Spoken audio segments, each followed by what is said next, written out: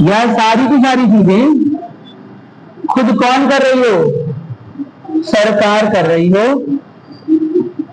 उसे हम बोलते हैं लाभ का पद। क्या लग रहा है भाई? अब जैसा मैं बोल रहा हूं ध्यान सुनो, लाभ के पद की कोई एक परिभाषा नहीं है, समझ में आ रहा है? और लाभ का पद बहुत ठीक तरह से परिभाषित भी नहीं है, ठीक है? ये एक जनरल परिभाषा है। अभी तक के सर्वोच्च न्यायालय के डिसीजन से ये हमने एक अपनी परिभाषा बना ली है। क्या मेरी बात क्लियर है? लेकिन इसका मतलब ये नहीं है कि सरकार द्वारा अपॉइंटेड, सरकार द्वारा वेतन पाने वाला और सरकार द्वारा ही निलंबित या निरस्त किए जाने वाला किसी भी पद को हम लाभ का पद बोल देंगे। किसी विशेष पद के लिए हो सकता है कोई विशेष पद लाभ का पद ना हो। फॉर एग्जाम्पल से अच्छा एग्जाम्पल दे रहा हूं, है ना? राष्ट्रपति के लिए,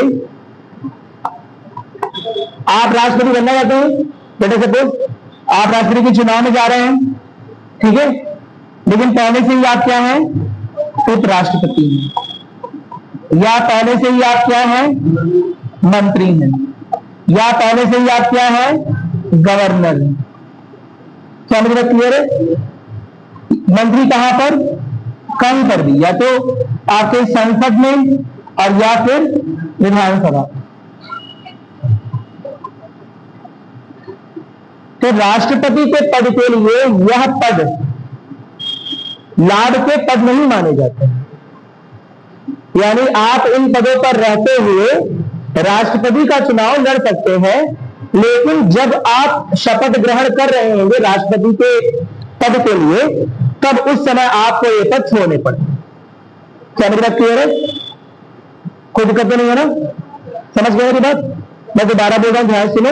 मैं बोल रहा हूं राष्ट्रपति के पद के लिए ये अमुक पद लाभ के पद के तौर पर नहीं गिने जाते हैं। समझ में आ रहा है? यानी आप उपराष्ट्रपति हो तो भी राष्ट्रपति का चुनाव लड़ सकते हैं। अगर हार गए तो उपराष्ट्रपति बने हुए हैं, अगर जीत गए हैं तो जैसे आपका शपथ ग्रहण समारोह होगा, जिस वक्त आपका शपथ ग्रहण समारोह होगा उस वक्त दूसरा पद आपके पास नहीं होना चाहिए। उस वक्त से पहले आपको इन पदों से इस्तीफा देना पड़ेगा। क्या मेरी बात समझ में आ गई? तो मैं दोबारा बोल रहा हूं, ध्यान सुनो। मैं बोल रहा हूं लाभ का पद बहुत निर्धारित व्याख्या नहीं है, किताबों में लिखा हुआ है, लेकिन किताबों की समझ वहीं तक सीमित है जहां तक सर्वोच्च न्यायालय की व्याख्या अभी तक की गई है। सर्वोच्च न्यायालय ने जो अभी तक व्याख्या की है, क्या मेरी बात क्लियर है? तो सर्वोच्च न्यायालय प्लस संसद लगातार लाभ के पदों पर अपनी कोई नई व्याख्या, कोई नई टिप्पणी दे रहा होता है। क्या मेरी बात क्लियर है? और जब वो नई टिप्पणी आती है तो पुराने जिस पद को हम लाभ का पद समझ रहे थे, हो सकता है उसे लाभ का पद ना समझा जाए। क्या मेरी बात क्लियर है? अभी तक जितनी भी टिप्पणियां सर्वोच्च न्यायालय द्वारा या सरकार द्वारा इस विषय में जो भी कानून बने हैं, उसके साथ हम एक अपनी जनरल सामान्य समझ विकसित कर सकते हैं कि लाभ का पद उन पदों को बोलते हैं जो सरकार द्वारा नियुक्त निर्धारित वेतन जिनमें दिया जा रहा हो, या निलंबित या निरस्तीकरण सरकार द्वारा किया जा सकता है, या फिर ऐसे पद जिन्हें सरकार ने अलग से बोला हुआ है कि इन्हें लाभ का पद नहीं माना जाएगा, इनके अलावा सारे पद लाभ के पद माने जाएंगे। लेकिन इसका मतलब ये नहीं है कि केवल और केवल सरकारी अधिकारी या सरकारी कर्मचारी को ही लाभ का पद माना जाएगा। समझ में आ रहा है? मैं दोबारा बोल रहा हूं, इसका मतलब ये नहीं है। हो सकता है आपकी अपनी प्राइवेट कंपनी है, अगर आप प्राइवेट कंपनी के मालिक हैं या कुछ भी है, कंपनी के मालिक क्या, उस कंपनी में इन्वेस्टर है, निवेशक है, उस कंपनी में आपका पैसा लगा हुआ है। मेरी बात समझ? मालिक नहीं है लेकिन फिर भी पैसा लगा हुआ है। क्या मेरी बात समझ आ रही है? अब इस प्राइवेट कंपनी को अगर सरकार से कोई ठेका मिलता है, कोई कॉन्ट्रैक्ट मिलता है, तो इसका मतलब सरकार से आपको आर्थिक लाभ पहुंच रहा है। समझ में आ रहा है? और जब सरकार से आपको आर्थिक लाभ पहुंचेगा तो ऐसे पद पर बैठे सारे व्यक्तियों को क्या माना जाएगा? लाभ का पद पर आसीन। क्या मेरा क्लियर है? मेरी बात समझ? जिन पदों पर बैठने से सरकार द्वारा आपको सीधे तौर पर आर्थिक लाभ पहुंच सकता है, वो सारे पद लाभ के पद में काउंट होते हैं, जब तक संसद में कोई लाभ के पद की नई परिभाषा ना आ जाए। समझा? मैं दोबारा दे रहा हूं, तुम कान खोल के सुनो। राष्ट्रपति के पद के लिए समझ रहे हो ना, ये बोला जाएगा कि जो जो कैंडिडेट है, जो उम्मीदवार है, उसके पास लाभ का पद नहीं होना चाहिए। तो अब उसमें लाभ का पद की परिभाषा थोड़ी अलग हो जाएगी। उसके लिए बोल दिया जाएगा कि उपराष्ट्रपति, मंत्री परिषद का सदस्य या फिर मंत्री, समझ आ रहा है, चाहे वो संसद का हो, चाहे विधानसभा का, राज्य विधानसभा है, या फिर गवर्नर, समझ आ रहा है। ये सारे पदों को लाभ का पद राष्ट्रपति पद के लिए नहीं माना जाता। यानी आप इन पदों पर आसीन रहते हुए, समझ आ रहे हैं, राष्ट्रपति पद की उम्मीदवारी लड़ सकते हैं। लेकिन एक बार आप राष्ट्रपति के रूप में सेलेक्ट हो गए, समझ आ रहे हैं, अब जब भी शपथ ग्रहण होगा आपका, इससे पहले आपको ये पोजीशन छोड़नी पड़ेगी। मेरी बात समझ आ गई? समझ आ गई एकदम? तो मैं दोबारा बोल रहा हूं, लाभ का पद पद पद पे डिपेंड करता है ना। जैसे राष्ट्रपति पद के लिए ये सारे पद लाभ के पद नहीं माने जाएंगे, बाकी सब लाभ के पद माने जाएंगे, जैसे सरकारी जो सरकार के बेसिस पर है। समझ आ गया? लेकिन किसी और पद पर नियुक्ति के लिए हो सकता है ये सभी क्या मान लिए जाए, लाभ का पद मान लिया जाए। समझ आ रहा है? मैं दोबारा बोल रहा हूं, ध्यान से सुनो। राष्ट्रपति बनने की कुछ न्यूनतम योग्यताएं थी, कुछ अर्हताएं थी, जिसमें से कुछ चीजें हमने देखी थी। पहला क्या था, भारत के नागरिक को बताइए ना चाहिए भारत के नागरिक, और दूसरा क्या था, 35 वर्ष की आयु होनी चाहिए। तीसरा क्या था, लोकसभा का सदस्य होना चाहिए, बनने को योग्य होना चाहिए, भले ही सदस्य ना हो, है ना। लोकसभा के सदस्य बनने योग्य होना चाहिए, कोई दिक्कत नहीं है ना। ये 3 योग्यताएं हैं। और क्या योग्यता है, उसके पास कोई लाभ का पद नहीं होना चाहिए। समझ? अब यहां पर लाभ का पद का क्या मतलब निकलता है, इसे संसद ने डिफाइन कर दिया कि लाभ का पद सामान्य तौर पर होता है सरकार द्वारा नियुक्त निर्धारित वेतनमान, निलंबित या निरस्तीकरण वाले पद। लेकिन राष्ट्रपति के चुनाव के जब होगा, राष्ट्रपति का चुनाव होगा, तो इन सारे पदों को लाभ का पद नहीं माना जाएगा। क्या मेरी बात क्लियर है? अब सोच के बताओ, दिमाग लाओ, अरे दिमाग लाओ कि बारिश का मौसम देख के घर पे रख दिया है, लाओ, डर का बारिश भीग जाएगा, खराब हो जाएगा, सड़ जाएगा है। अब मेरा प्रश्न ये आपसे सलोना जी कि राष्ट्रपति का पद, क्वेश्चन पे फोकस करो, नाम तो नहीं, समझा। राष्ट्रपति का पद राष्ट्रपति के चुनाव के लिए लाभ का पद है कि नहीं, समझ पाए प्रश्न मैंने क्या पूछा है? अगर राष्ट्रपति को पुनर्निर्वाचित होना है तो राष्ट्रपति का पद राष्ट्रपति के पद के लिए लाभ का पद है कि नहीं है? अब दिमाग लगा दो अपना अपना, पहले पानी पीने आदि तो लगो।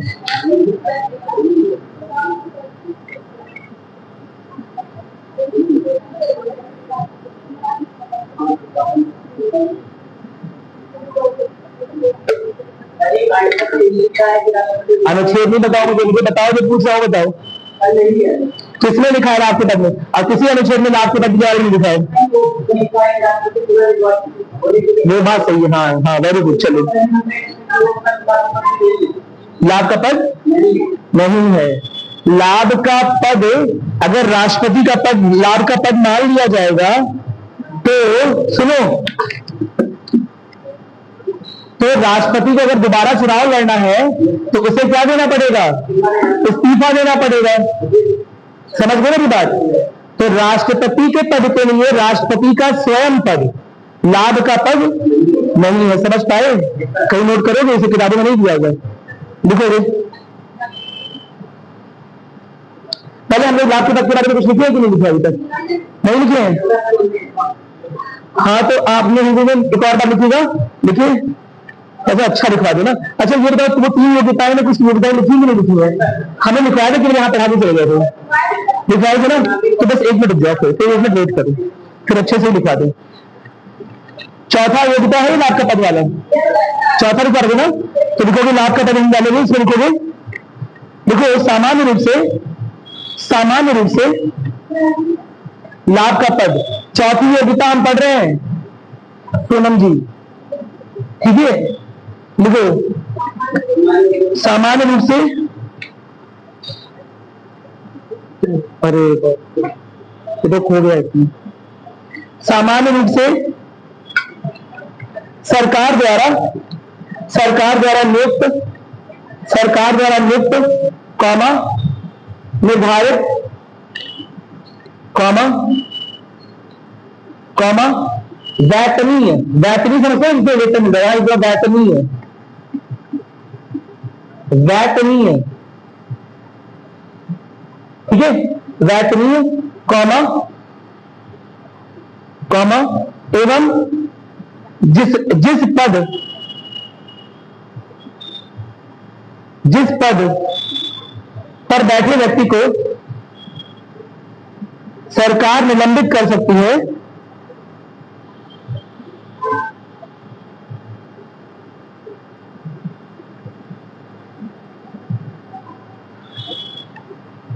उसे लाभ का पद माना जाता है।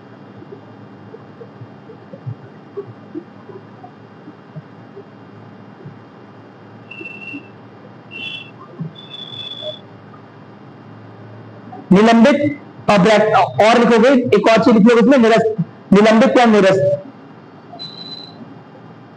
निलंबित यानी कि पोस्टपोन करना, सस्पेंड करना, और निरस्त करना यानी कि छीन लेना ऊपर, दोनों काम कर सकती है। समझा? उस पद को क्या बोलेंगे? लाभ का पद बोलेंगे। कोई दिक्कत नहीं है ना? सामान्य रूप से वो सारे पद जिसमें आप किसी तरह से फायदा, आर्थिक फायदा ले रहे हो किससे?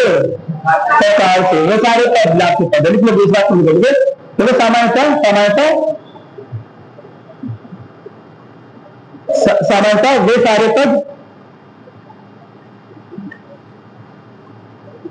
वे सारे पद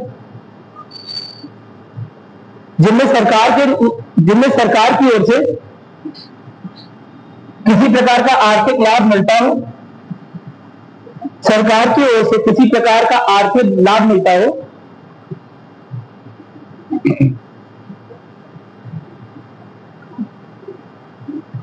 उन्हें लाभ का पद माना जाता है, उन्हें लाभ का पद माना जाता है।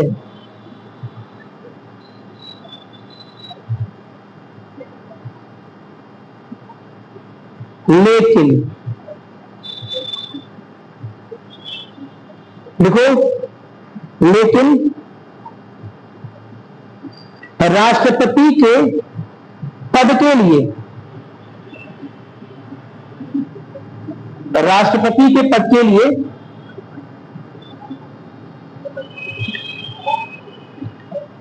निम्न पदों को लाभ का पद नहीं माना जाएगा। ऐसा किसने बोला है? सरकार ने बोला। सरकार ने क्या? संसद ने बोला। ठीक है,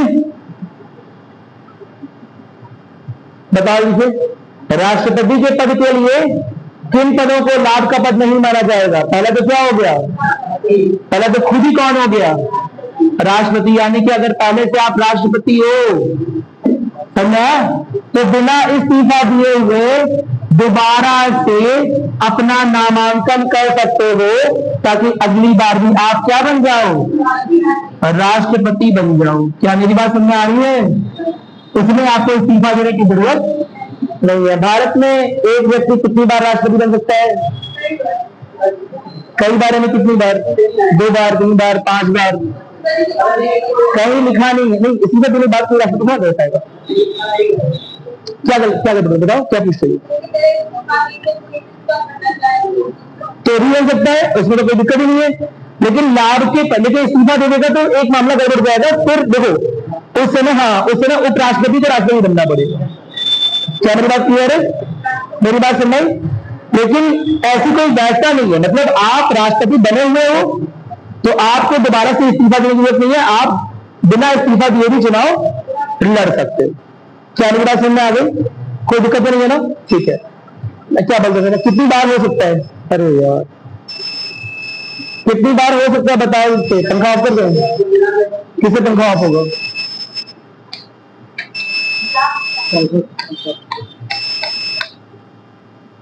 चलो कोई बात नहीं, थोड़ी सी गर्मी पड़ लो।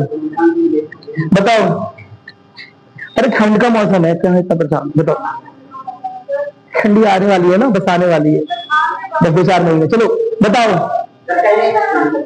हाँ, कई बार, कहीं लिखा नहीं हुआ है। कौन से आर्टिकल में ये लिखा हुआ है कि राष्ट्रपति पुनः किस राष्ट्रपति बन सकता है, पुनः पुनर्निर्वाचित हो सकता है? अनुच्छेद 57। क्या मेरी बात क्लियर है? राष्ट्रपति के पुनर्निर्वाचन है ना, तो उसकी बात जो है कि पुनर्निर्वाचन हो सकता है, दोबारा से राष्ट्रपति के पद पे हो सकता है, ये बात कहां लिखी हुई है? अनुच्छेद 57। नोट करो कहीं, ठीक है, याद रखना इस बात को। अनुच्छेद 57 यही बोले थे, शाबाश, वेरी गुड। और बताओ, दूसरा बताओ। उपराष्ट्रपति। कई बच्चों को लगता है कि वीवी गिरी ने जब राष्ट्रपति पद के लिए अप्लाई किया था तो उन्होंने उपराष्ट्रपति के पद से इस्तीफा दे दिया था, इसीलिए कई सारे ऑर्डर्स और कई सारे राइटर्स ने लिख दिया कि उपराष्ट्रपति के पद से इस्तीफा देना पड़ेगा। लेकिन सरकार क्या बोलती है, संसद क्या बोलती है, कानून क्या बोलता है कि उपराष्ट्रपति के पद पर आप बने रह सकते हैं और राष्ट्रपति के पद का चुनाव लड़ सकते हैं। क्या मेरी बात समझ में आ गई? कोई दिक्कत नहीं है ना? यानी उपराष्ट्रपति के पद को लाभ का पद नहीं माना जाएगा। बाकी सारी योग्यताएं भी होनी चाहिए, जो ऊपर की योग्यता उसमें कोई कमी नहीं होनी चाहिए, मतलब वो तो होनी चाहिए। समझ में आ गया? ठीक है, तो उपराष्ट्रपति भी राष्ट्रपति का पद ले सकता है। तीसरा नोट करोगे, तीसरा नोट करो, गवर्नर यानी कि राज्यपाल है ना। चौथा नोट करोगे, केंद्र या, देखो इसमें हम बार-बार केंद्र बोल रहे हैं क्योंकि आम जनमानस की भाषा में केंद्र सरकार बोला जाता है, लेकिन असल में इसका मतलब क्या निकलता है? संघ। यूनियन मतलब केंद्र नहीं होता है, सेंटर मतलब केंद्र होता है। हमारे देश में यूनियन गवर्नमेंट है कि सेंट्रल गवर्नमेंट है? यूनियन गवर्नमेंट है कि सेंट्रल गवर्नमेंट है? सोच लो। तो बोलते आपके पास केंद्र सरकार हो, समय बात वही नहीं है, बात पूरी उल्टी है। जब हम बोल रहे हैं संघ, तो हम कोशिश कर रहे हैं या दर्शाने की कि यह संघ है, केंद्र का और राज्यों का संघ है। एक साथ दोनों है ना, एक साथ दोनों गवर्नमेंट रन कर रहे हैं, एक साथ दोनों व्यवस्था संभाले हुए। क्या मेरी बात समझ? ठीक है, तो ध्यान देना, संघ के मिनिस्टर यानी कि संघ के मंत्री या केंद्र के मंत्री ये बोलते हो आम बोलचाल की भाषा में, केंद्र के मंत्री हो चाहे राज्य के मंत्री, कोई दिक्कत तो नहीं है ना? लिख लोगे, लिखो, हो गया ना? 3-4 हो गए, 4 हो गए, बस ठीक है। अच्छा नहीं, बाकी रह कोई, हाँ भाई, केंद्र के मंत्री और राज्य के मंत्री 4 हो जाएंगे, ठीक है।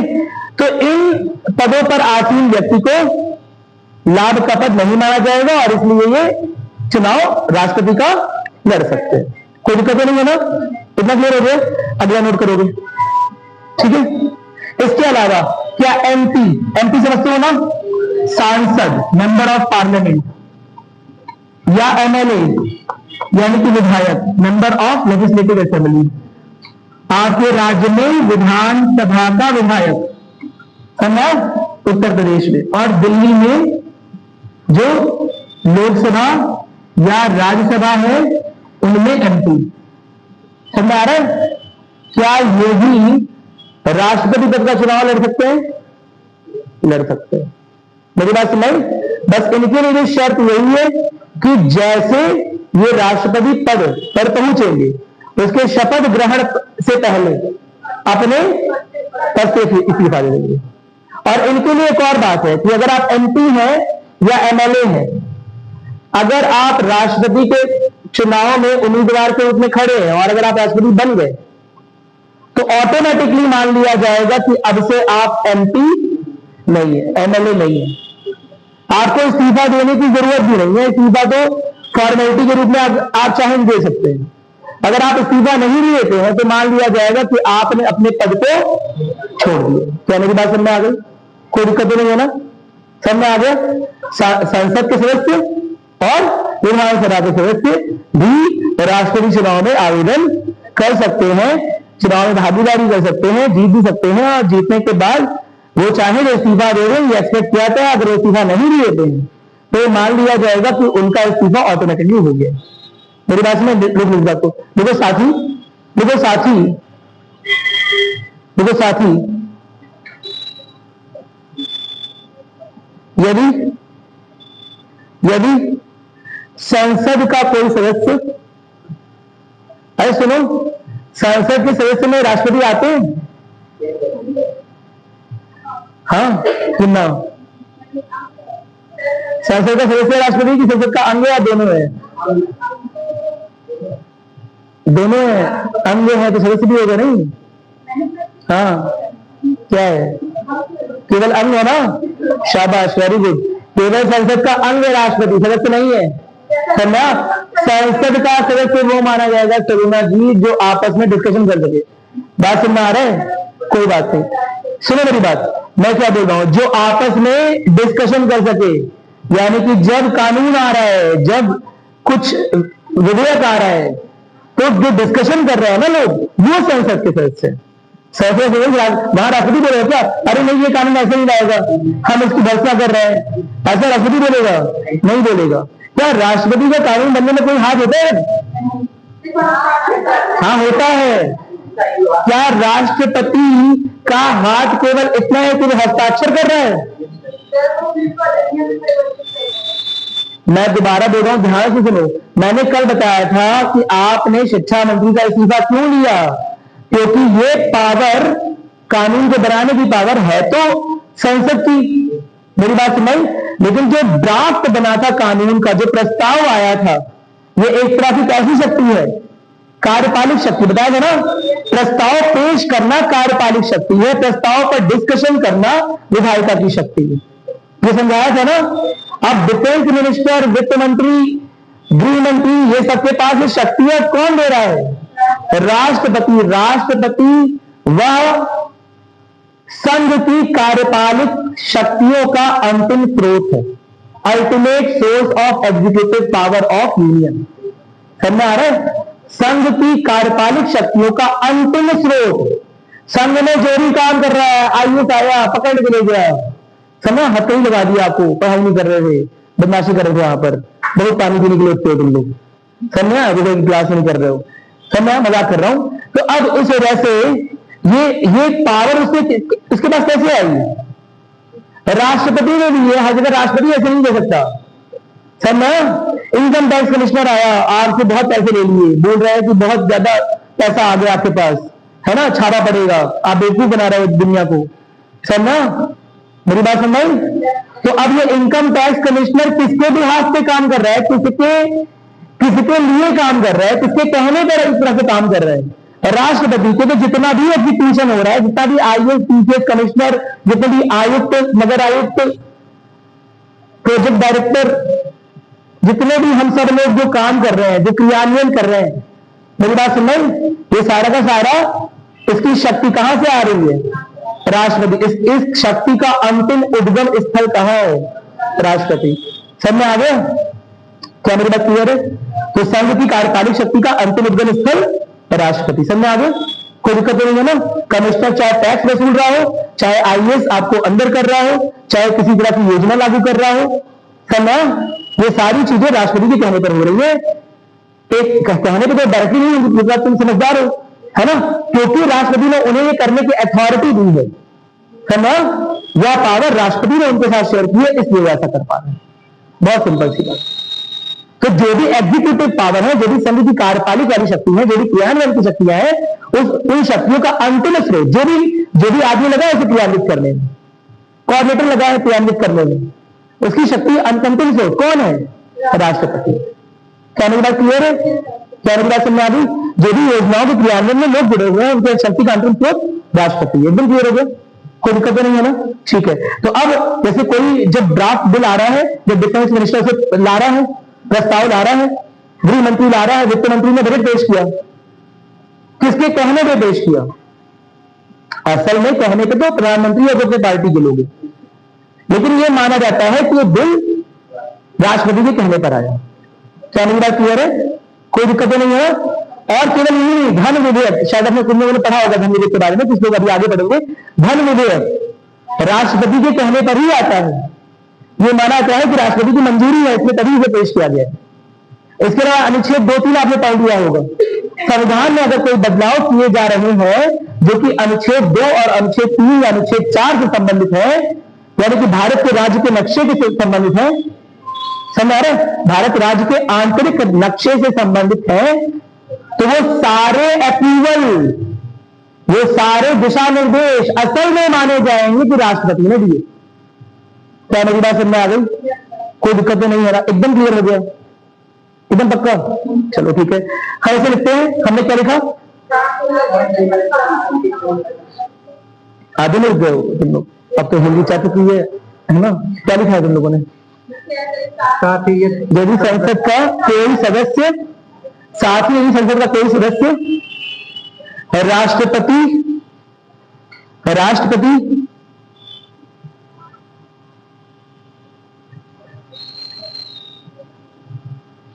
का चुनाव लड़ता है, ऐसी सिंपल भाषा में लिखो, राष्ट्रपति का चुनाव लड़ता है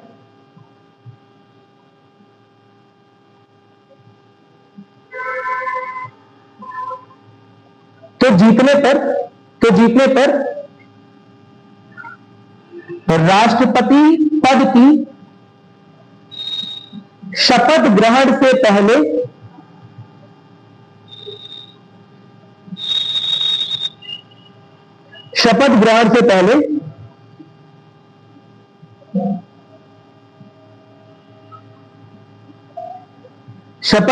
पहले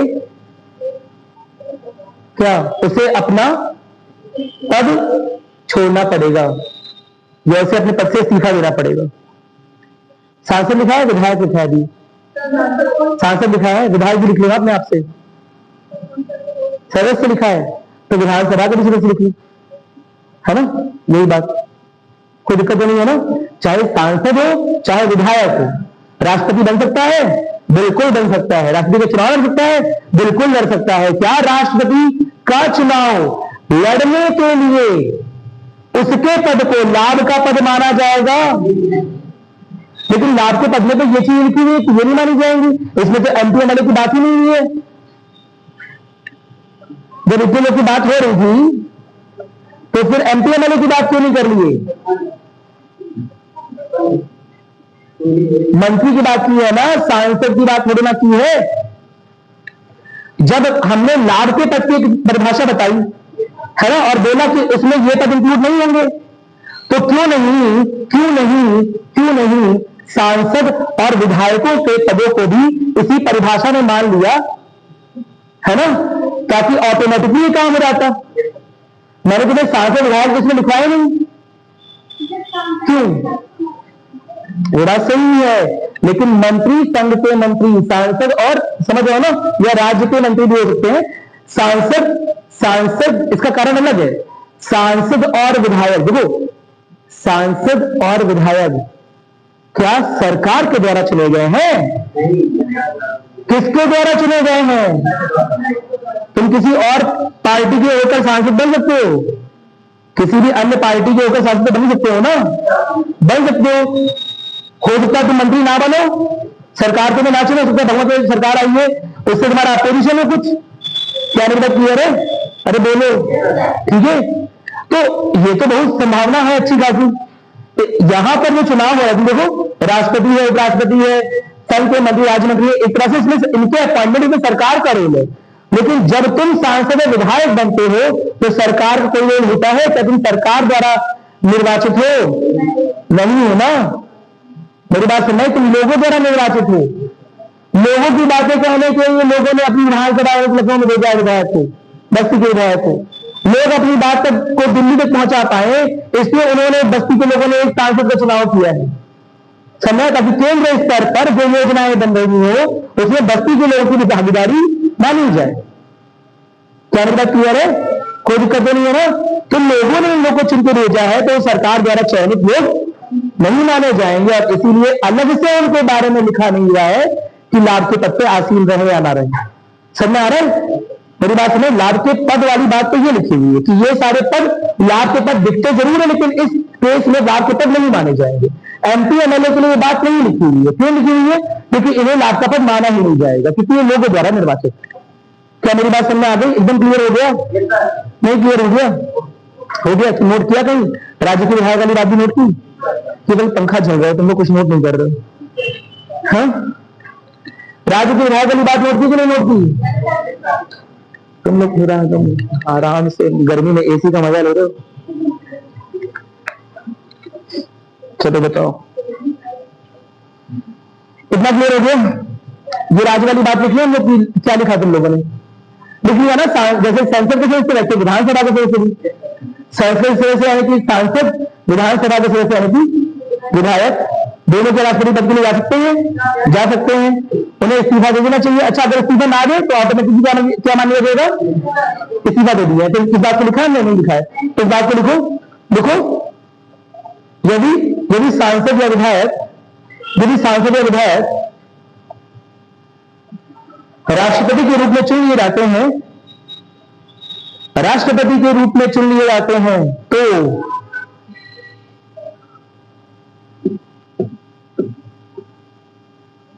राष्ट्रपति के रूप में चुन लिए जाते हैं तो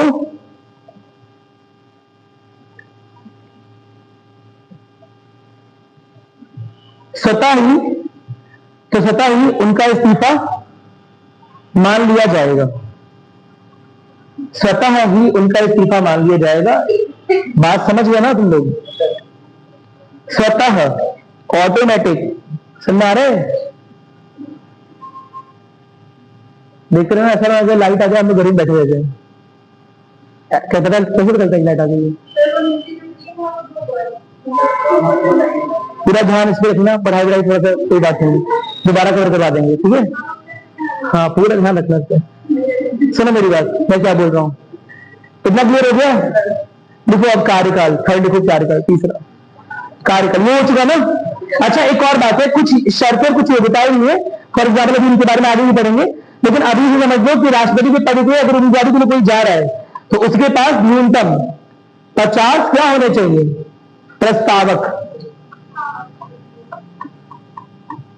और 50 क्या होने चाहिए? समर्थक, सपोर्टर। यानी राष्ट्रपति का चुनाव ऐसे ही नहीं लड़ गया, ऐसे तो हर देश, हर एमएलए एमपी राष्ट्रपति का चुनाव लड़े। कम से कम 50 निर्वाचित सांसदों या निर्वाचित विधायकों को आपका नाम प्रस्तावित करना पड़ेगा, साइन करके देना पड़ेगा कि मैं चाहता हूं अभय राष्ट्रपति बन जाए। ऐसे 50 लोग लिख के दे देंगे, समझ आया? और केवल इतने से काम नहीं चलेगा, समझ आ रहे? 50 लोग समर्थन भी देने चाहिए। अगर 50 लोग प्रस्तावक हैं और अभय जी अगर 49 समर्थक मिल पाए तो हम राष्ट्रपति पद का चुनाव ही नहीं लड़ पाएंगे। तो चुनाव लड़ना इतना भी आसान नहीं जितना दिख रहा है। क्या मेरी बात क्लियर है? क्योंकि निर्वाचित सांसद, निर्वाचित विधायक, इन सबको मिलाकर आपके पास 100 आदमी का सपोर्ट होना चाहिए। समझा? कोई दिक्कत नहीं है ना? 50 प्रस्तावित करेंगे, क्या नहीं बनाओ, नहीं बनाओ, अरे राष्ट्रपति अपनी से बनेंगे क्या? नहीं, हमारा काम ऐसा होना चाहिए कि लोग जो है, हाँ, प्रस्तावित करें हमारा नाम। समझा? हाँ, नहीं, इनसे क्यों जाएगी हमारा? नहीं, उन्होंने नाम किसी, तो नाम किसी तरह मेरी बात छोड़ो ना है। समझा? उन्होंने नाम प्रस्तावित किए। मेरी बात में जो कैंडिडेट्स लड़ रहे होंगे, अगर वो बताऊंगा अभी आगे, उसके बारे में परेशान मत होइए, अभी पहले इस पर फोकस करिए कि राष्ट्रपति इतना भी आसान नहीं क्या कोई भी आदमी बन जाएगा। मतलब 50 सांसद या विधायक, निर्वाचित सांसद या निर्वाचित विधायक, है ना, किसमें होने चाहिए? प्रस्तावक के रूप में होने चाहिए। एक एफिडेविट में लिख के देंगे कि मैं नाम प्रस्तावित कर रहा हूं इनका, समझा? ऐसे 50 लोग होने चाहिए। और 50 लोग जब ये बात उठे तो 50 लोग का समर्थन होना चाहिए कि हाँ मैं भी समर्थन कर रहा हूं। मेरी बात समझ?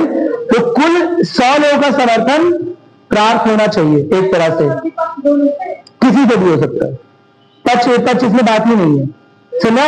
सांसदों के ऊपर कोई भी पार्टी किसी भी तरह का प्रतिबंध नहीं लगा सकती है कि हमारी पसंद के राष्ट्रपति है, बीजेपी की पसंद के या कांग्रेस की पसंद के, तो हमारे बीजेपी के या कांग्रेस के सांसद इन्हीं को वोट डालें। हो सकता है बीजेपी पार्टी को कोई और राष्ट्रपति पद के रूप में पसंद हो, लेकिन बीजेपी का सांसद किसी और आदमी को राष्ट्रपति पद का वोट डाले। मेरी बात समझ? कोई दिक्कत नहीं है ना? अब क्योंकि ये कंट्रोल नहीं हो सकता, इस कंट्रोल को क्या बोलते हैं पता है? पढ़ा है तुम लोगों ने। इस कंट्रोल को बोलते हैं विप। क्या बोलते हैं? विप। सामान्य तौर पर जब पार्टी निर्देशों का आप पालन नहीं करते हैं, मेरी बात समझ, या लेट अस सपोज बीजेपी है पावर में, वो चाहती है कि हमारे सांसद इस पर्टिकुलर मुद्दे पर इसी बात पर वोट करें, हमारे समर्थन में दिखे, मेरी बात सुन रहे, तो वो विप जारी कर देगी। विप जारी करने, विप मतलब होता है ऐसे कोड़ा, जैसे वो चाबुक नहीं है, बचपन देखा होगा, तो जो घोड़े है ना, चाबुक का होता सिस्टम। हाँ हाँ, समझ ना, घोड़ा चाबुक का सिस्टम था। अरे बोलो, हाँ, वो जब घोड़े पे कोड़ा पड़े, घोड़ा भागते हैं, तो उसी तरह के कोड़े के सिस्टम को बोला गया विप, कि जो पार्टी हाई कमान है उसके पास एक विप होगा, समझा? और पार्टी हाई कमान जो सांसद है या विधायक है उसकी पार्टी के, उन्हें मजबूर कर सकता है कि आप इस मुद्दे पर हमारा समर्थन करिए, आप हमारे हैं, सही बात है, समझा? लेकिन हो सकता है, अब तो चलो आगे, अच्छा ये वाला बात है, हमारा तो बंद ही रह गया। चलो,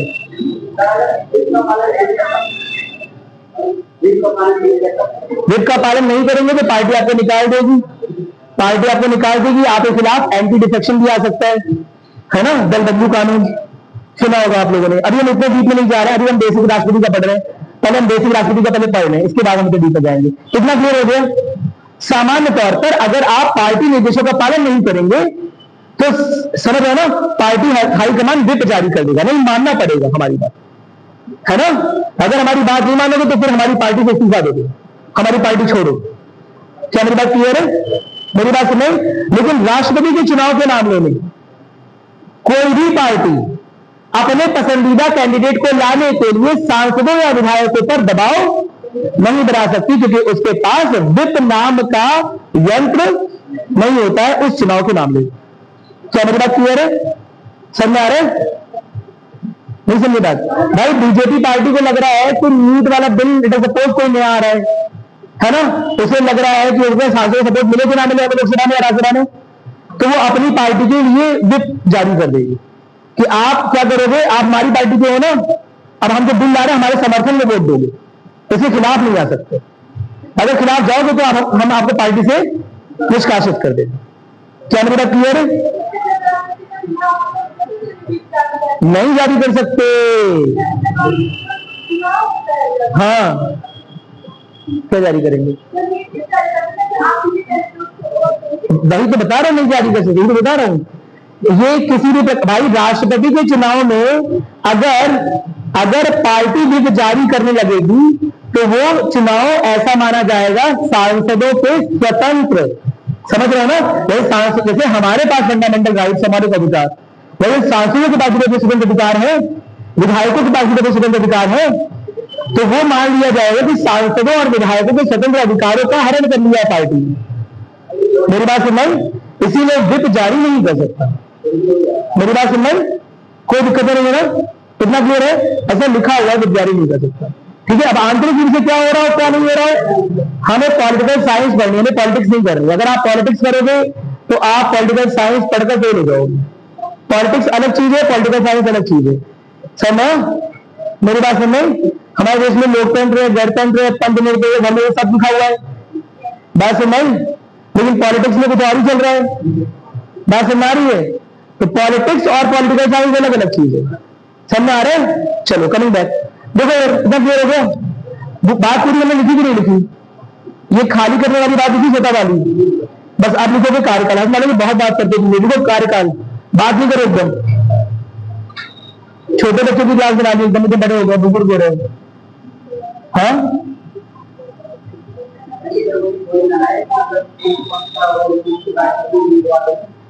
कोई जरूरी नहीं है, लेकिन कभी अक्सर ऐसा होता है कि, है ना, एक अपोजिशन पार्टी का कैंडिडेट होता है और एक किसका, एक जो रूलिंग पार्टी है, एक सत्ता पक्ष का होता है, विपक्ष का होता है, अक्सर ऐसा हो जाता है। लेकिन सत्ता पक्ष भी मजबूर नहीं कर सकती है कि इसी को वोट देना है, और ना ही विपक्ष मजबूर कर सकती है। बहुत सिंपल सी बात। क्या मेरी बात क्लियर है? कोई दिक्कत नहीं है? हाँ बताओ, क्या कह रहे हो? कोई दिक्कत है तो बताओ। चलो इतना क्लियर हो गया? लिखोगे, देखो कार्यकाल, पद का कार्यकाल, पद का कार्यकाल देखो, टर्म्स ऑफ ऑफिस। हाँ जी, राष्ट्रपति के साथ क्या क्या हो सकता है? बहुत कुछ। क्या करने का प्लान है?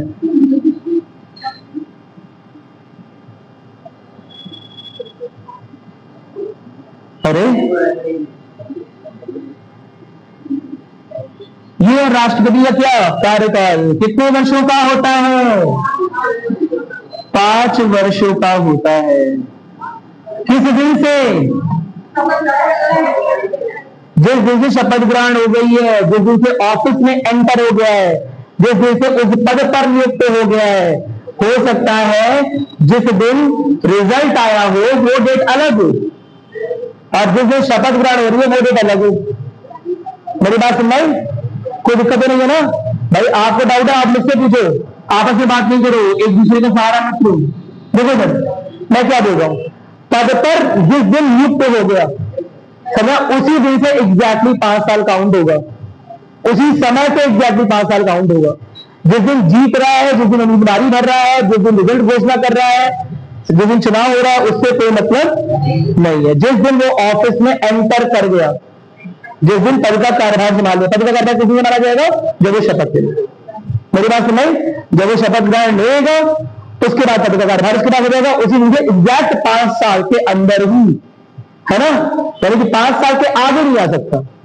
अब क्योंकि 5 साल से आगे जा नहीं सकता है, इसका मतलब निर्वाचन आयोग के ऊपर जिम्मेदारी बन जाएगी कि 5 साल के भीतर ही आगामी राष्ट्रपति का चुनाव करवा लिया जाए। क्या मेरी बात क्लियर है? एट एनी कॉस्ट, किसी भी हाल में, किसी भी स्वरूप में निर्वाचन, भारतीय निर्वाचन आयोग यानी कि इलेक्शन कमीशन ऑफ इंडिया, भारतीय चुनाव आयोग, चुनाव आयोग नहीं है बेटा,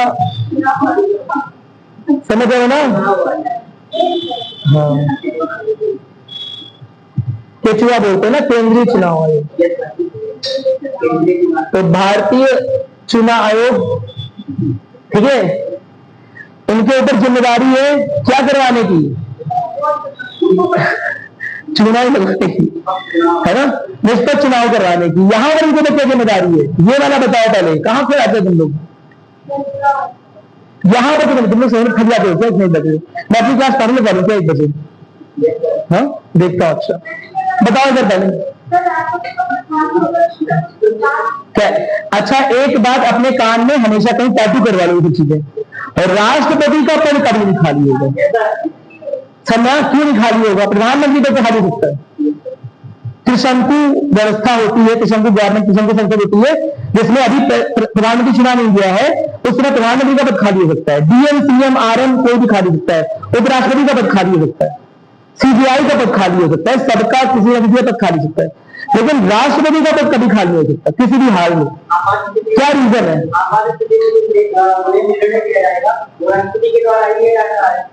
क्योंकि जितने भी कानून अमल में आ रहे हैं, चाहे वो आपात स्थिति में हो चाहे ना हो, चाहे डे टू डे के कानून हो, समझ लो जो रोजमर्रा की चीजें होती हैं, वो सारी चीजें केवल और केवल राष्ट्रपति के साइन से होती हैं, और वो चीजें तभी क्रियान्वित होती है राष्ट्रपति अपने पद पर आसीन। अगर राष्ट्रपति इस पद पर आसीन नहीं माना जाएगा तो ना ही सेना काम कर रही होगी, क्योंकि सेना का चीफ कमांडर कौन है? राष्ट्रपति। समझ रहे हो ना? कानून किसके बाद आ रहे हैं? किसके साइन के बाद? राष्ट्रपति के बाद। समझ रहे हो ना? तो सारी चीजें रुक जाएंगी। इसीलिए राष्ट्रपति इंडियन कॉन्स्टिट्यूशन के अनुसार, भारतीय संविधान के अनुसार, भारतीय व्यवस्था के अनुसार राष्ट्रपति का पद कभी खाली नहीं होना चाहिए। समझ?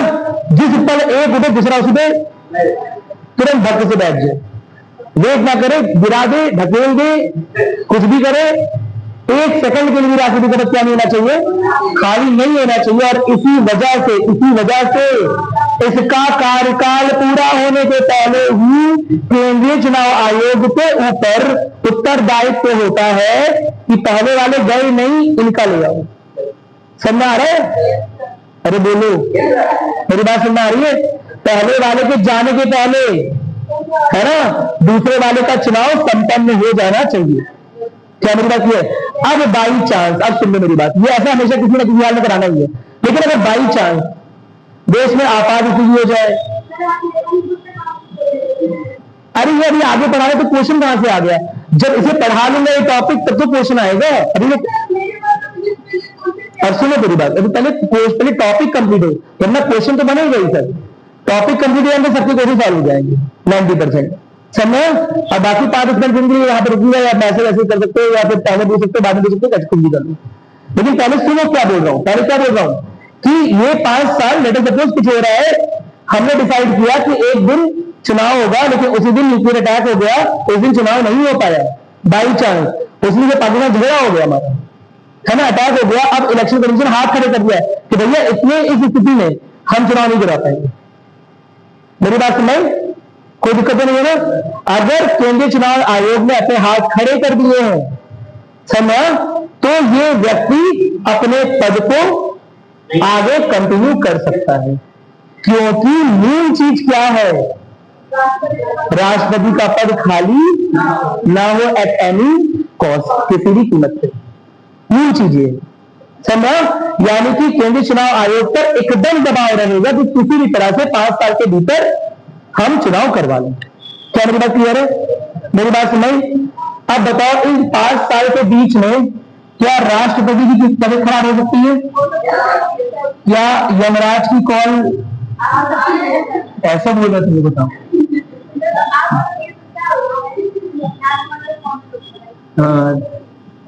समझ आ रहा है, जाने वाले को कोई रोक नहीं पाता है, ठीक है। 3 वर्ष उन्होंने अपना पूरा किया, समझा, और यमराज जी ने कॉल मिला लिया, समझा, और तुम्हारा टिकट कट गया है। मेरी बात सुनाई।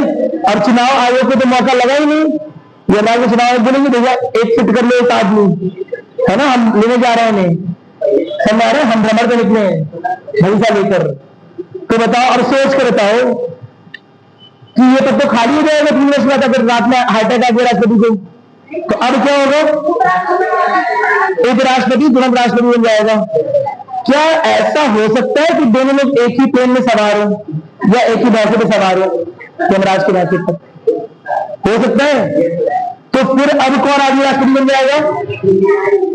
सीजेआई। सीजेआई यानी कि कौन? सर्वोच्च न्यायालय के मुख्य न्यायाधीश। सर्वोच्च न्यायालय के मुख्य न्यायाधीश। अब समझे मेरी बात, राष्ट्रपति अगर नहीं रहा तो उपराष्ट्रपति काफी खुश हुआ कि बेटा मेरी बारी आ गई है। उपराष्ट्रपति नहीं रहा, उपराष्ट्रपति राष्ट्रपति बन गया है, कर नहीं रहा, तो अब कौन खुश हो जाएगा? सीजेआई खुश हो गया, मेरा भी नंबर लग गया है राष्ट्रपति बनने का। क्या मेरी बात क्लियर है? हाँ। अब अगर ये दिन जाते, अरे हो सकता है तीनों आदमी एक ही प्लेन पे जा रहे हो।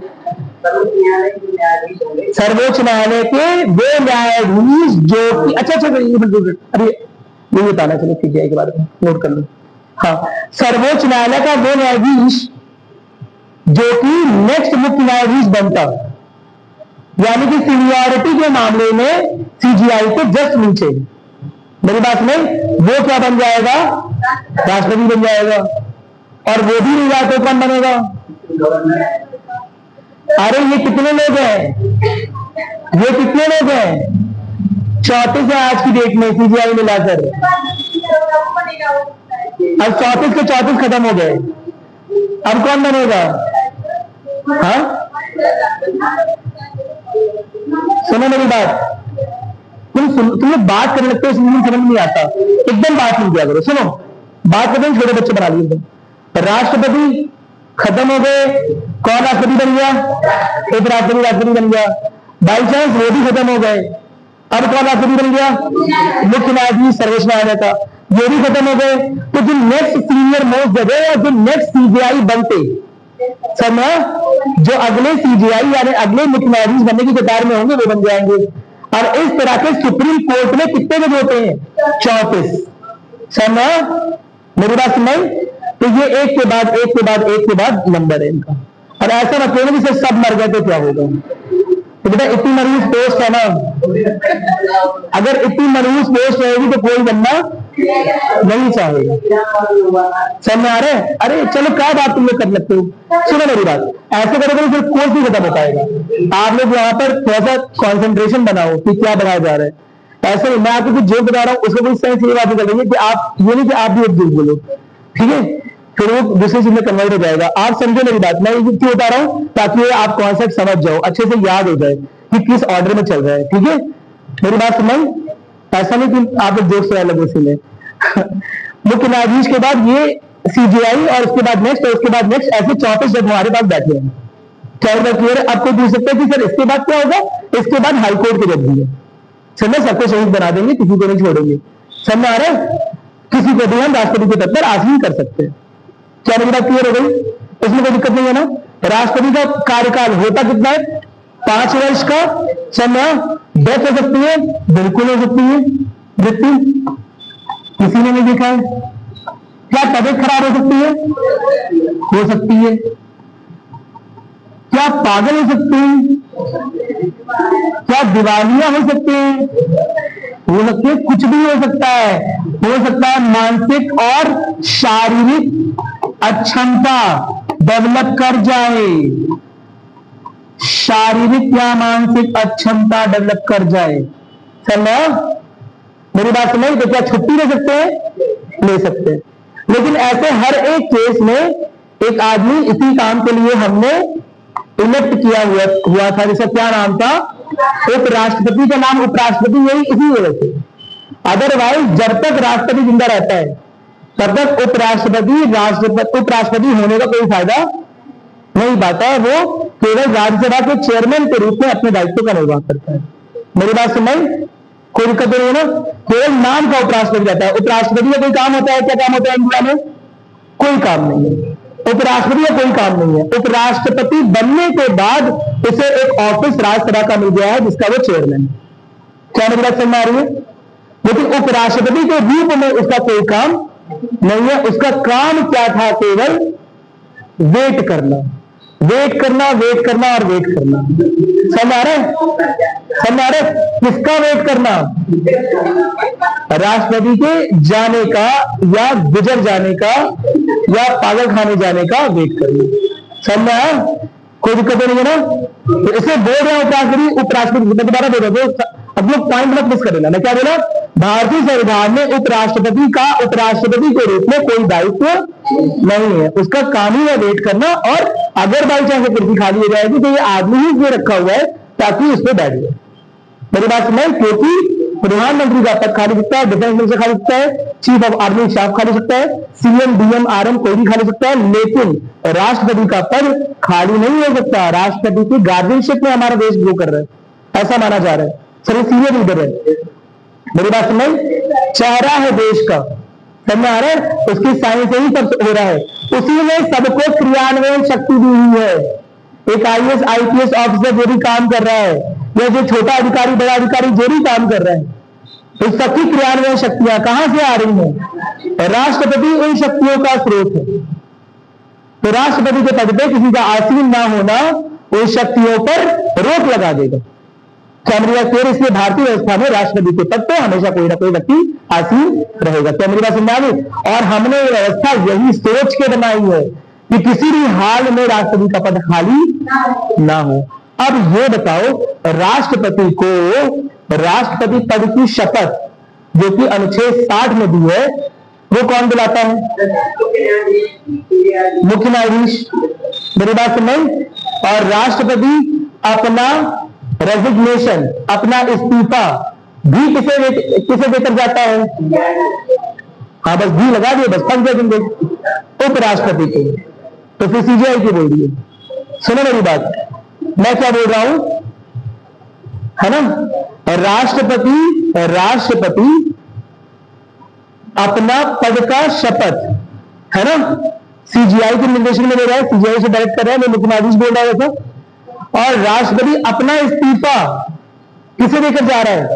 उपराष्ट्रपति को। ये भेदभाव क्यों है? जिसने दिलवाई पोस्ट उसी को इस्तीफा देकर जाना चाहिए ना, तो राष्ट्रपति को क्यों देकर जा रहे हैं? क्या कारण है? क्योंकि वो भी यही चाहता है कि ये सीट खाली ना हो। सबसे पहला आदमी राष्ट्रपति के डेथ पर उसके घर पे फोन बाज हो जाएगा। पहला फोन किसे जाएगा? उपराष्ट्रपति को। राष्ट्रपति का अगर मन नहीं लग रहा होगा राष्ट्रपति बनने में, समझा, तो अपने बीवी बच्चों को बाद में बताएगा। समझ आ रहे? अरे बोलो, सबसे पहले किसे बताएगा? उपराष्ट्रपति को, भैया जा रहे हैं। फिर उसके बाद सेकंड नंबर आएगा कि बीवी को बताए, बच्चों को बताए, पति को बताए। क्या मेरी बात क्लियर है? अरे बोलो, ऐसा व्यवस्था है क्यों? ताकि उपराष्ट्रपति भैया तैयार रहे एकदम। हमारा लेक्चर लग रहा है, सर आने वाले हैं, है ना, एकदम तैयारी के साथ बैठा रहे। मेरी बात सुनाई? अरे बोलो, ठीक है। तो इसी वजह से उपराष्ट्रपति को अपना इस्तीफा देकर जाता है रादर देन सीजीआई, क्योंकि सीजीआई को देगा, फिर सीजीआई उपराष्ट्रपति को इन्फॉर्म करे, तो ऐसे में वो व्यवस्था लंबी पड़ जाएगी और फिर वो पद खाली हो जाएगा। तो एक सेकंड के लिए भी, जरा से भी समय के लिए हम नहीं चाहते हैं कि वो पद खाली रहे। क्या क्लियर है? इसीलिए इस्तीफा देगा तो हमेशा उपराष्ट्रपति के हाथ में देखा जाएगा, और जैसे उसने इस्तीफा दिया तुरंत ही उपराष्ट्रपति को राष्ट्रपति मान लिया जाएगा। क्या मेरी बात में आगे कोई एकदम क्लियर हो गया बात? क्यों ऐसा हो रहा है समझ में आ गया? ठीक है, सीजीआई पॉइंट करा। अच्छा ये बताओ, तो राष्ट्रपति और उपराष्ट्रपति एक ही नैया में सवार थे, दोनों की नैया डूब गई। अच्छा सुनिए एक और बात, राष्ट्रपति अगर अकेले नैया में जा रहे हैं, उनकी नैया डूब गई, उपराष्ट्रपति अगर राष्ट्रपति बनने वाला है, तो अब उसे राष्ट्रपति पद की शपथ ग्रहण कौन कराएगा? सीजीआई। समझे? वो राष्ट्रपति बन गया है, लेकिन एक फॉर्मल शपथ ग्रहण तब भी होगा। क्या मेरी बात क्लियर है? तो जो ऑफिशियल या फॉर्मल, समझ रहे हो ना, वो शपथ ग्रहण होता है वो सीजीआई करवाएगा। लेकिन अगर बाई चांस एक दूसरा प्रश्न आता है, कॉन्सेप्ट पर बेस्ड प्रश्न है ये, अगर उपराष्ट्रपति और राष्ट्रपति दोनों ही सेम नैया पर जा रहे थे, समझा? अगर राष्ट्रपति और उपराष्ट्रपति दोनों ही सेम नाव पर जा रहे थे और नाव डूब गई, तो अब तो सीधे सीजीआई का नंबर आ गया राष्ट्रपति बनने का, और सीजीआई ही राष्ट्रपति पद की शपथ दिलवा रहा था। तो सीजीआई को कौन शपथ दिलवाएगा? एक बार इधर खड़ा होगा सीजीआई के रूप में, एक बार इधर खड़ा होगा राष्ट्रपति के रूप में। हाँ, तब क्या करेगा? अरे हो सकता है, आंसर बताओ। वेरी गुड, है ना, उच्चतम। इसके बाद सीजीआई के बाद जो नेक्स्ट सीजीआई नंबर में लगा होगा, समझ आ रहा है? मुख्य न्यायाधीश एक आदमी है, उसके बाद जो अगला मुख्य न्यायाधीश बनने वाला होगा वो इस वाले मुख्य न्यायाधीश को राष्ट्रपति पद की शपथ देना जाएगा। मेरी बात सुन भाई, कोई दिक्कत नहीं है। अब जब ये राष्ट्रपति बन चुका है, तो इस सेकंड नंबर वाले सीजीआई, जिसका नंबर लगा हुआ था सीजीआई नंबर पे, सुनो, उसे प्रमोट करके क्या बना देगा? समझ गए? नहीं समझे बात? समझ गए ना? एक हाथ से दे, तू मुझे बेटा, है ना, राष्ट्रपति बनवा, मैं तुझे अगला सीजीआई बना देता हूं। क्या मेरी बात क्लियर है? याद रहेगा? चलो ठीक है, कुछ नोट भी कर लेते हैं, वरना याद तो हम लोग। हाँ, सीजीआई को, हाँ सीजीआई को शपथ राष्ट्रपति दिलाएंगे। शपथ नहीं दिलवाते सीजीआई को, शपथ नहीं, सीजीआई की नियुक्ति जो है वो राष्ट्रपति करते हैं। समझना, इसमें शपथ का रोल कम है, शपथ दिलवाते हैं लेकिन इसमें शपथ का रोल कम है, इसमें है नियुक्ति का रोल। मेरी बात सुने, एक बात और समझ लेंगे, जितने लोग भी शपथ ले रहे हैं, मैं दोबारा बोल रहा हूं, जितने सरकारी कर्मचारी, जितने भी मंत्री, जितने भी एमएलए, एमपी, जितने भी शपथ ले रहे हैं, वो सब राष्ट्रपति के अनुसार ही ले रहे हैं, राष्ट्रपति ने दिलवा रहा है। लेकिन आप सोचो खुद, क्या राष्ट्रपति खुद फिजिकली, शारीरिक रूप से इतना सक्षम होगा कि जिस दिन लोकसभा सांसद चुनकर आए हैं 543 है ना, लगभग 540, उस दिन 540 को करवा देगा? अरे गला भी होता है, यहाँ 1-1.5 घंटे बोल लो तो गला बैठ जाता है। राष्ट्रपति का समय रखा है 60-70 साल का इंसान, वो करवा पाएगा? शारीरिक से सक्षम होगा? Of course not. तो जितनी भी नियुक्तियां, जितनी भी शपथ ग्रहण हो रही है, वो अगर डायरेक्टली राष्ट्रपति खुद नहीं करवा रहा है, तो उसके कहने पर कोई और व्यक्ति करवा रहा है।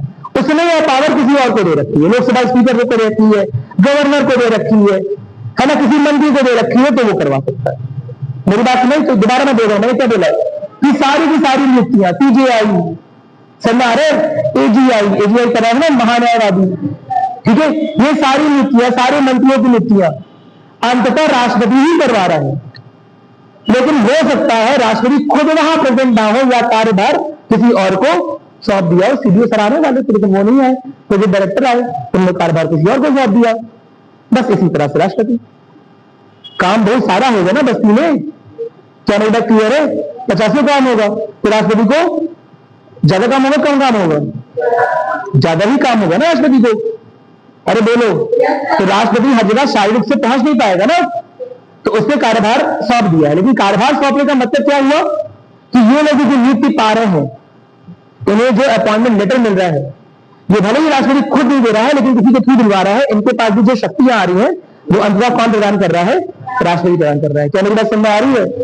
राष्ट्रपति शक्तियों का स्रोत नहीं है, हालांकि समझा, शक्तियों का स्रोत तो अंततः संविधान ही है, लेकिन राष्ट्रपति अप्रूव करता है कि हाँ, इस आदमी को मंत्री बना दो, ये आदमी शक्ति के योग्य है। इस आदमी को महान्यायवादी बना दो, ये आदमी शक्ति के योग्य है। इस आदमी को CJI बना दो, लेकिन न्यायाधीश बना दो, क्योंकि उस पद के योग्य। मेरी बात समझ, कोई दिक्कत नहीं है ना? समझ आ गया? जिन लोगों की शक्तियां जा रही है, फाइनली वो राष्ट्रपति के अप्रूवल की बात ही जा रही है। ठीक है, चाहे CJI हो, और केवल CJI मुख्य न्यायाधीश की बात नहीं कर रहा, सुप्रीम कोर्ट के हर एक जज है ना का अपॉइंटमेंट की नियुक्ति कौन करता है? राष्ट्रपति करता है। हाई कोर्ट कितनी सारी है? 25 हाई कोर्ट में कितने जज होंगे? बहुत सारे। हाई कोर्ट के जज की नियुक्ति कौन कर रहा है? गवर्नर, राष्ट्रपति करता है। और बाई चांस अगर राष्ट्रपति नहीं होगा वहां पर, तो वो बोल देगा नहीं गवर्नर, आज तुम देख लो, हम नहीं करा पाएंगे। मेरी बात सुन, कोई दिक्कत नहीं होगा? इतना क्लियर हो गया? ठीक है, तो ये सारी बातें हो गई। अब हम बात करेंगे निर्वाचन प्रक्रिया की बात करेंगे, कार्यकाल की बात करेंगे। लिखोगे? कुछ लिखो, कुछ लिखो। राष्ट्रपति का कार्यकाल, राष्ट्रपति का कार्यकाल 5 वर्ष का होता है।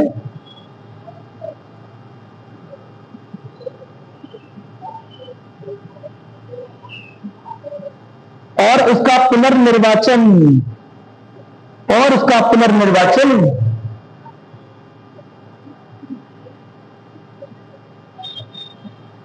एक बार, 2 बार, अनगिनत बार हो सकता है। ठीक है, और उसका निर्वाचन अनगिनत बार हो सकता है, और उसका पुनर्निर्वाचन अनगिनत बार। लिखा दूं?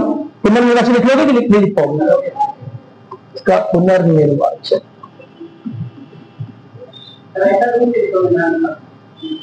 क्या चीज?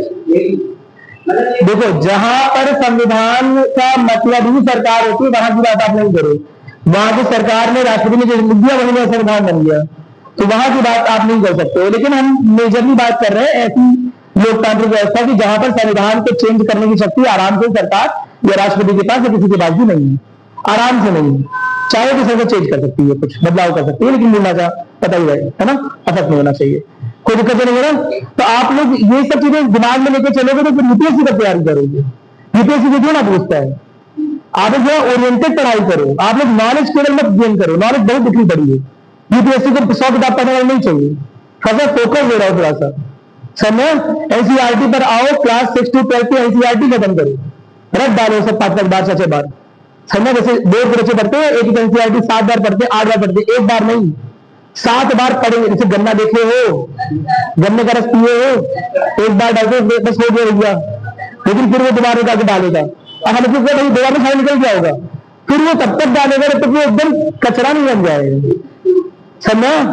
बस वही एनसीईआरटी वहीं से डालना है, देखो वहीं से निकालना है। एक बार डाला, फिर 2 बार, फिर 3 बार, फिर 5 बार, फिर 7 बार। 7 बार एनसीईआरटी दिमाग में घुसे रहो, 6 से 7 बार पढ़ो, एकदम निचोड़ लो पूरा, हर एक किताब के बारे में, हर एक नॉलेज के बारे में, हर एक गुरु में मत भागो। सिलेक्शन से कोई दूर जाए, बाकी कहानियां सब बोर्ड लगा रखे। समझा? तो एग्जैक्टली बता रहा हूं कि एकदम फोकस्ड पढ़ाई करो, एकदम फोकस्ड। ठीक है, कभी नहीं पूछा जाएगा रशिया में क्या हो रहा है, कभी नहीं पूछा नहीं जा सकता। समझ, रशिया में कुछ भी हो रहा है, इसे पूछा नहीं जाएगा। मेरी बात में, आपके पास समय कम है और यूपीएससी के लिए समय तो बहुत कम है आपके पास, क्योंकि इतने कम लेक्चर में इतना बड़ा सिलेबस और ये सारी चीजें, कॉन्सेप्चुअल चीजें खत्म करनी है। मेरी बात समझ? तो अगर आप उल्टे से सवाल पूछोगे, बकवास बातें करोगे, तो फिर आपका नुकसान है, मेरा नुकसान कतई नहीं है। समझ में आ रहा है? आपके पास वाकई समय कम है। ये चीज पता है, ये देखो, ये कॉपी है, मैं दिखा दे रहा हूं तुम लोगों को कॉपी, ये कॉपी है, 5 महीने की पढ़ाई होती है, ये सबसे ठीक ठाक बच्चा इसकी कॉपी है, क्योंकि मैं तो नोट्स आपको पता है कैसे कितने घंटे बनाता हूँ, है ना? जो हमारे यहाँ का सबसे ठीक है बच्चे, ये एक कॉपी है, इसके अलावा इसी तरह की आधी कॉपी और है। ये नोट्स है, समझ मेरी बात समझ। और ये कब 4 से 5 महीने पढ़ने पर, 6 महीने लगातार पढ़ने पर बनते हैं पॉलिटिकल साइंस। इतना है भी आपको कितने समय में खत्म करना है? हाँ, तो ये बात समझो। और 3 घंटे की क्लास चलती है समझा। 4 से 5 महीने 3 घंटे की क्लास चलती है, जिन्हें निचोड़ निचोड़ के तुम लोग को रसना बना के पिला रहा हूं ना। बात समझ। ये कॉन्सेप्ट बहुत डीप में है, बहुत ज्यादा डीप में है। इसीलिए मुझे खुद ही फ्रस्ट्रेशन होती है, क्या पढ़ाऊं क्या छोड़ू, क्या, क्योंकि कुछ छोड़ो तो फिर अंतरात्मा खुद ही कहती है अरे यार बच्चे हैं कितना स्ट्रगल करके आ रहे हैं। लेकिन समय कम है, और अगर आप उस समय का दुरुपयोग करोगे तो आपका नुकसान है। मेरी बात समझ, क्योंकि सच में समय बहुत कम है। नोट करो जल्दी से, देखो। हाँ, अनगिनत बार हो सकता है, आगे लिखोगे। लिखो, यदि यदि यदि मृत्यु की वजह से, यदि मृत्यु की वजह से, मृत्यु मृत्यु डेथ, बेटा नृत्य क्यों करेगा, डांस नहीं करेगा राष्ट्रपति में, नृत्य का नृत्य है ना। यदि मृत्यु की वजह से, कॉमा, इस्तीफे की वजह से, इस्तीफे की वजह से, या फिर महाभियोग की वजह से, राष्ट्रपति को हटाने की प्रक्रिया को क्या बोलते हैं? महाभियोग बोलते हैं। ठीक है, तो महाभियोग के द्वारा वो हटाया जाता है तो भी पद तो खाली हो जाएगा ना। तो अभी मृत्यु की वजह से, या फिर इस्तीफे की वजह से, या फिर महाभियोग की वजह से, है ना। या लिखो, या शारीरिक मानसिक अक्षमता की वजह से,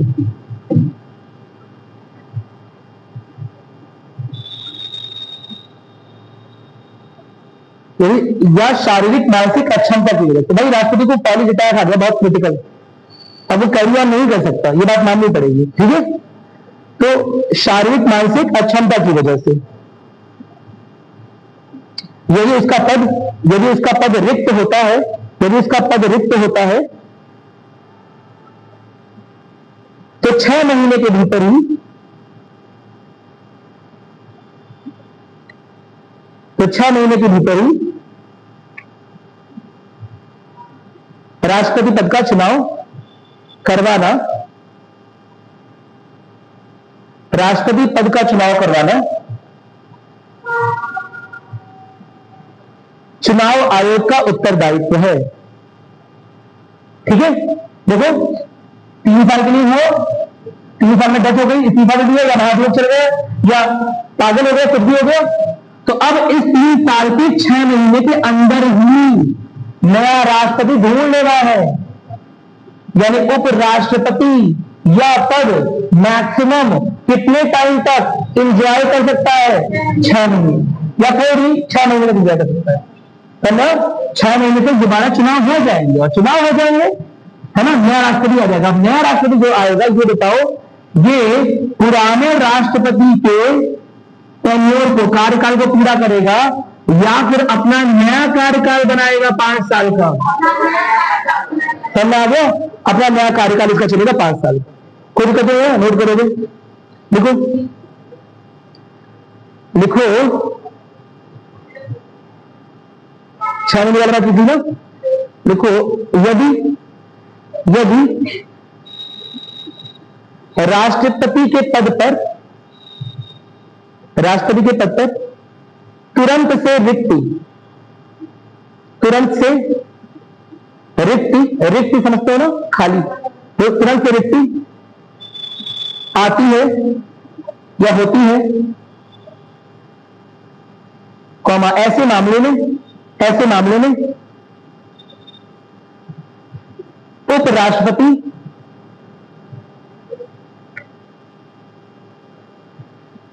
राष्ट्रपति के दायित्व का, ऐसे मामले में उपराष्ट्रपति कॉमा राष्ट्रपति के दायित्वों का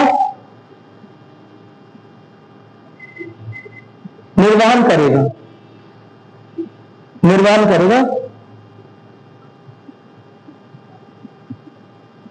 और राष्ट्रपति के तौर पर उसका शपथ ग्रहण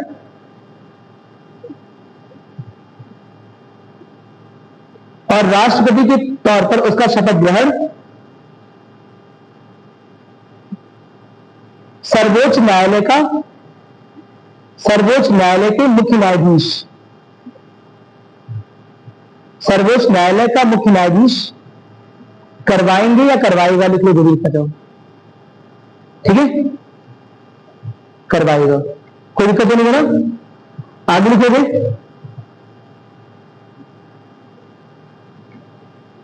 लाइन चेंज करके लिखो, स्टार बनाते, बहुत इंपॉर्टेंट, ये बात कहीं लिखी नहीं हुई है। यदि किसी अनहोनी घटना के फलस्वरूप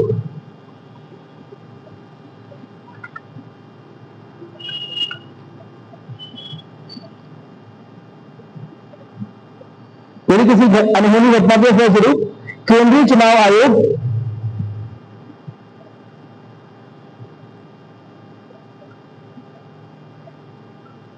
अगले राष्ट्रपति का चुनाव, केंद्रीय चुनाव आयोग या चुनाव आयोग, सिंपल लिखो चुनाव आयोग, अगले राष्ट्रपति का चुनाव करवाने में असमर्थ होता है,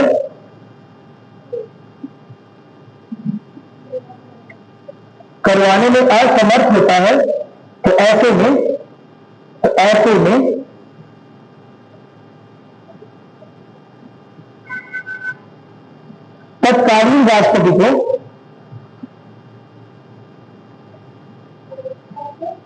में तत्कालीन राष्ट्रपति को इस समय के राष्ट्रपति को, जो पहले से थे, तत्कालीन राष्ट्रपति को अपना कार्यकाल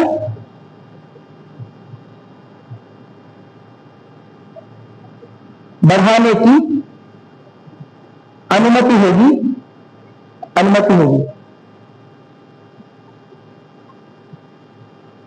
और कब तक वो राष्ट्रपति बने रहेंगे, जब तक नया राष्ट्रपति ना आ जाए।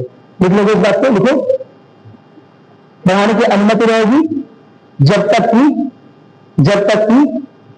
नया राष्ट्रपति पद पर ना आ जाए।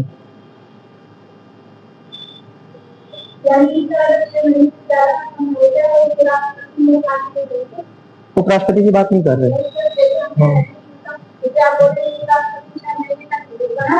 हाँ, नहीं होता है तो राष्ट्रपति का काम करता रहेगा। मैंने यहां पर ये वाली बात बोली है, सुनो, कि बाई चांस राष्ट्रपति का 5 साल का पूरा हो गया कार्यकाल और अभी भी ये नहीं हो पा रहा है, समय चुनाव नहीं हो पाया है, तो यही आदमी जो राष्ट्रपति चाह बने वो उपराष्ट्रपति के रूप में रहा होगा, वही आदमी राष्ट्रपति के रूप में कंटिन्यू करता रहेगा। यानी कि मतलब मूल बात क्या है, राष्ट्रपति का पद खाली नहीं होना चाहिए। मूल बात यह है, एट एनी कॉस्ट राष्ट्रपति का पद खाली नहीं होना चाहिए। कुछ पूछना समझ आ गया, कोई दिक्कत नहीं है ना। चलो बेटा आगे रखते, क्वेश्चन पूछा करो, ऐसा नहीं है 10 मिनट रहेगा हमारे पास, है ना। क्वेश्चन पूछना अभी ज्यादा नोट कर लो, लेकिन हाँ ठीक है, सब नोट करके रखते रहो बेटा, बहुत अच्छी बात है। क्वेश्चन पूछना चाहिए, देखो कहीं नोट करके रखा करो बेटा, कहीं ऐसे भूल जाओगे, है ना। सोचो गूगल के जमाने में नोट कौन करें, नोट करेंगे सीधे मोबाइल पे, लेकिन नोट नहीं करने, है ना। बहुत सारे आंसर मैंने बताया, यूपीएससी के आंसर आपको गूगल पे नहीं मिलेंगे, इसीलिए बताता है अगर यूपीएससी पर करके आ रहे हो और फोन हाथ में रह गया तो भी कुछ अंतर नहीं पड़ेगा, समझा, क्योंकि आंसर गूगल पे है ही नहीं। मेरी बात सुन रही, एआई देख लिया, फिर अगर बेटा डाल देखना एआई क्यों नहीं जा रहा है। यूपीएससी तक डेप्थ कॉन्सेप्ट से पूछता है क्वेश्चन, कई बार किताबों में लिखा है, आप समझ लो ना, इसीलिए लोग किताबों को निचोड़ो, किताबों को जस्ट पढ़ो नहीं, क्योंकि किताब इतना निचोड़ोगे उतने नए कॉन्सेप्ट तुम्हारे दिमाग में बन जाएंगे। मेरी बात में जितने कॉन्सेप्ट बनेंगे उतना था तुम यूपीएससी के नजदीक पहुंच जाओगे, कोई दिक्कत नहीं है ना। 1-2 बार नहीं पढ़ना है। चलो कमिंग बैक, हम लोग क्या बात करेंगे। हाँ, अगर उपराष्ट्रपति की वृत्ति आती तो भाई सीजीआई बन जाएगा, है ना। ये ऑर्डर लिख लिया ना तुम लोगों ने, तो लिखवा दें, लिख लो कहीं पर, लिख लिया एक बार, ऐसे लिख लो, ऑर्डर ही लिख लो, है ना, लिख लो राष्ट्रपति के पद की वरीयता, या ऐसे लिख लो बस। अरे यार लिख लो बोलो, हो नहीं जाएगी।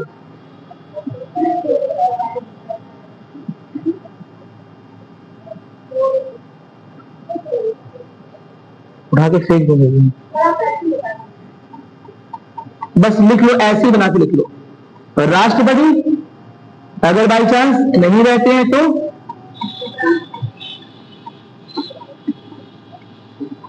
उपराष्ट्रपति, अगर बाई चांस ये भी रहते हैं तो मुख्य न्यायाधीश या प्रधान न्यायाधीश,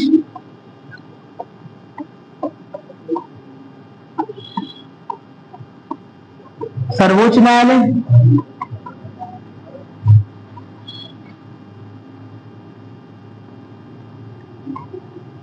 अगर बाई चांस ये भी रहते हैं तो हाँ वरिष्ठतम न्यायाधीश,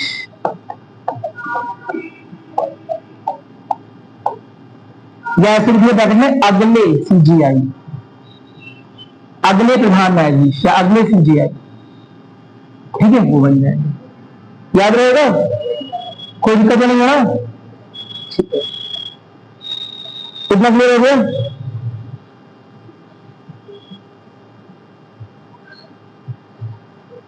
ठीक है। अच्छा, उपराष्ट्रपति जब राष्ट्रपति की तरह एक्ट कर रहा है, जब राष्ट्रपति की तरह शासन कर रहा है, राष्ट्रपति के पद पर आ गया है, तो क्या वो राष्ट्रपति निर्वाचित राष्ट्रपति से कम होगा या उसके बराबर होगा या उससे ज्यादा होगा?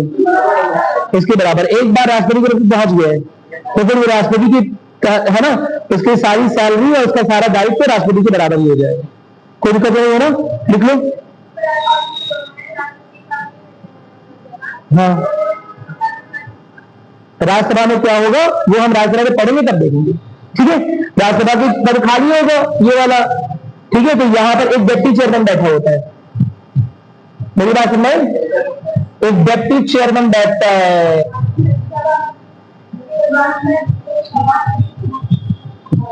उप सभापति नहीं बोलेंगे, फिर क्या बोलेंगे? उपाध्यक्ष बोलेंगे शायद, उप सभाध्यक्ष भी बोलते, डिप्टी चेयरमैन, वो उनकी जगह ले लेंगे। ये उपराष्ट्रपति गए समय इनके मन में नहीं लड्डू फूटा कि अब मुझे क्या मिल जाएगा, राष्ट्रपति का पद नहीं मिलेगा। अरे हाँ, यही तो बात है। सुनो मेरी बात, सुनो सुनो। जब ये डिप्टी चेयरमैन बन गया है तो ये चेयरमैन बना है, उपराष्ट्रपति नहीं बना है। समझ आ गया? उपराष्ट्रपति चला गया क्या, कौन सी नीति निभाने? राष्ट्रपति वाली।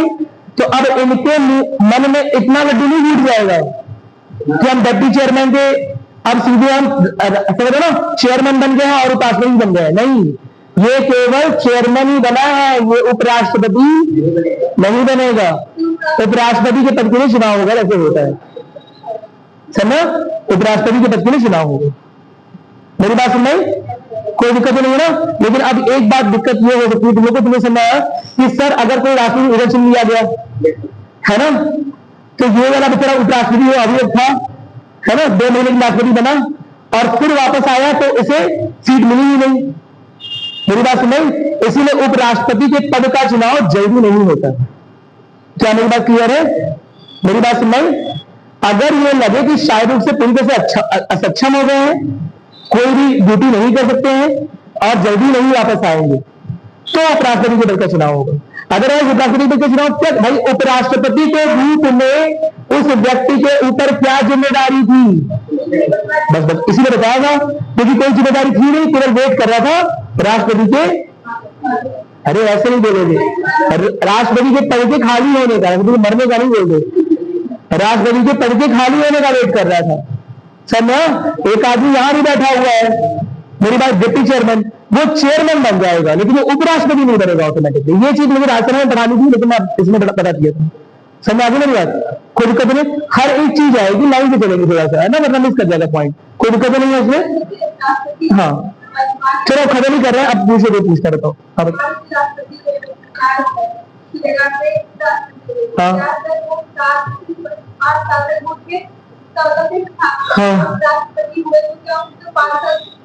नहीं, अरे 6 महीने के अंदर लिखा है तो इसे 6 महीने के अंदर चुनाव आयोग को चुनाव करवाना ही करवाना है, यही तो लिखा है अभी। समझा? राष्ट्रपति का पद जिस दिन रिक्त हुआ उस दिन से, सुन लो, राष्ट्रपति का पद जिस दिन रिक्त हुआ उस दिन से 6 महीने के अंदर, समझो ना, केचुआ की सांस पूरी रहेगी। कैसे करवा दे, कैसे करवा दे, जल्दी जल्दी। समझा? उसके ऊपर जिम्मेदारी है, उसके ऊपर जिम्मेदारी है कि कैसे भी राष्ट्रपति के पद को फिल करवाए। उपराष्ट्रपति राष्ट्रपति नहीं बन गया है, वो राष्ट्रपति के पद का निर्वहन कर रहा है, लेकिन उसे सारी सुविधाएं, उसके सारे उत्तरदायित्व, उससे सारी पावर राष्ट्रपति को मिल गई है।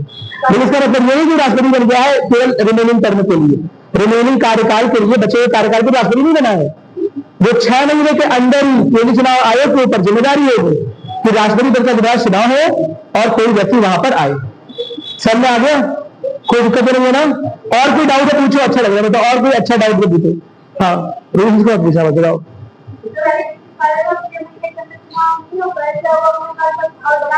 एकदम, जैसे राष्ट्रपति का हमने देखा ना, वैसे तो निर्धारित कार्यकाल है 5 साल का, लेकिन 5 साल में खत्म नहीं हो रहा है, बाई चांस न्यूक्लियर वेपन कुछ हो गया, परमाणु हथियार चोरी हो गया, आक्रमण हो गया तो बढ़ जाएगा। ठीक उसी तरह से इसमें भी है। नहीं देखो, अनहोनी का वो कुछ नहीं लिखा हुआ, मेरी बात समझ। अगर बाई चांस 6 महीने के अंदर चुनाव नहीं करवा पाया तो भी मूल में क्या बताया, बेसिक कॉन्सेप्ट, हाँ